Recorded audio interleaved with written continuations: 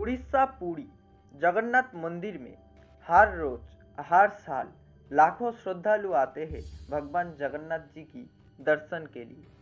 और सबसे ज़्यादा भक्तों की भीड़ होती है रथ यात्रा के समय।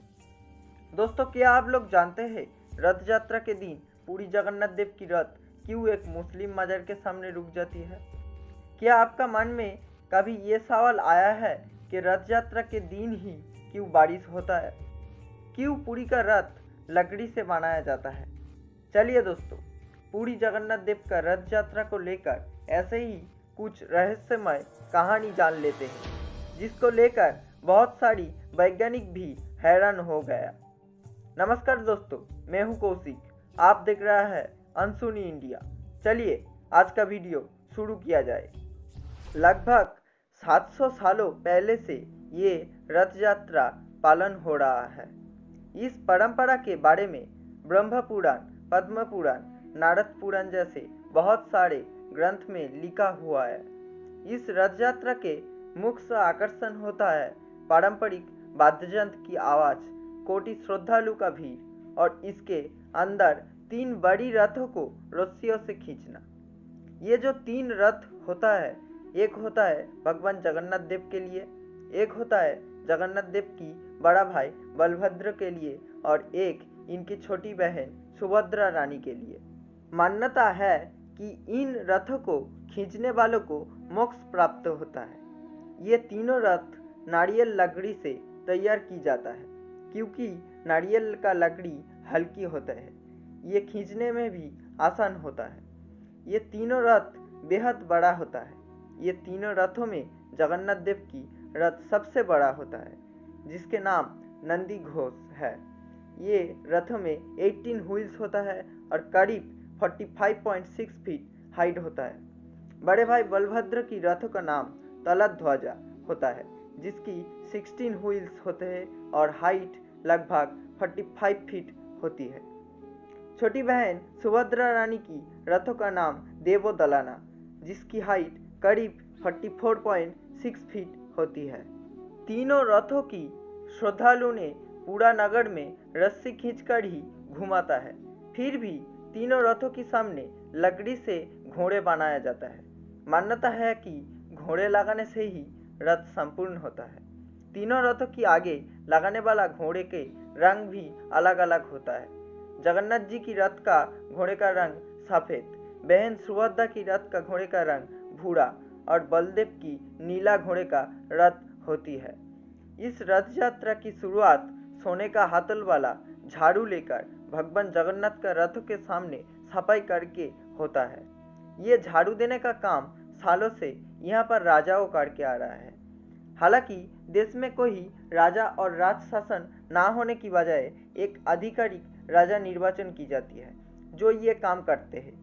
ये रथ यात्रा ही एक ऐसा इकलौता परंपरा है जहाँ पर भगवान जगन्नाथ खुद रथों में सवार करके पूरा नगर घूमता है और अंत में अपने मसीह की घर गुंडीचा मंदिर में जाते हैं और वहाँ पर 8 दिन रहकर 9 दिनों के दिन फिर रथों में सवार करके पूरी मंदिर में यानी अपने घर लौट के आता है।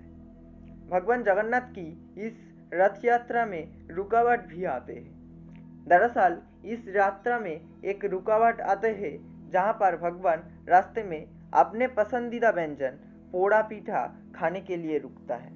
पोड़ा पीठा उड़ीसा में एक खास मीठा डिश है।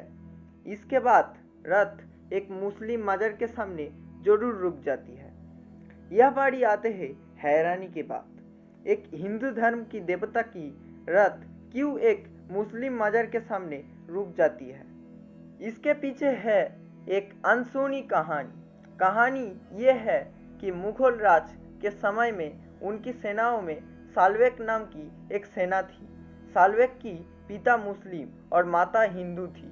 युद्ध के दौरान साल्वेक का पैर में ऐसा चोट लगी थी कि उसके सेनाओं से बाहर कर दिया गया था। तब उनकी माँ उनकी जगन्नाथ मंदिर में जाने का सलाह दिया था। माँ की बात मान के साल्वेक जगन्नाथ मंदिर में जाकर भगवान से दुआ करी थी।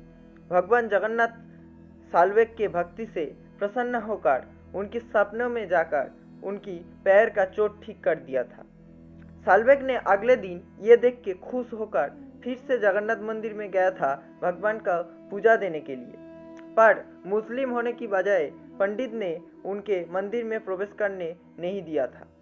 तब साल्वेग ने बोला था कि अगर वो भगवान की सच्चा भक्त हो तो भगवान खुद उनकी दर्शन देंगे। जब तक साल्वेग जीवित थी वो भगवान की भक्ति करते आया है, पर भगवान की दर्शन नहीं पाया। परंतु जिस साल साल्वेग की मौत हुआ था उस साल रथ यात्रा के दौरान भगवान की रथ साल्वेग की मजार के सामने ही रुक गया था। तब श्रद्धालु ने बहुत कोशिश करके भी रथ आगे हिलाने नहीं पाया। उस समय एक भक्त ने साल्वेग की कहानी सुनाया। कहानी खत्म होने के बाद सब लोगों ने भगवान की परम भक्त साल्वेग की जयकारा किया, तभी जाके रथ आगे बढ़ा। तब से लेकर आज भी भगवान की रथ यात्रा पथों में साल्वेग की मजार के सामने जरूर रुक जाती है।